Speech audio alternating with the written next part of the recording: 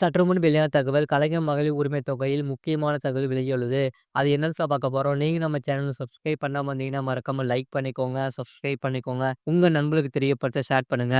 அடுத்த சில நாட்களில் மகளிர் உரிமை தொகை விரிவாக்கம் தொடர்பான அறிவிப்பு வரலாம் என்கிறார்கள். இந்த திட்டம் விரிவாக்கம் செய்யப்பட உள்ளது.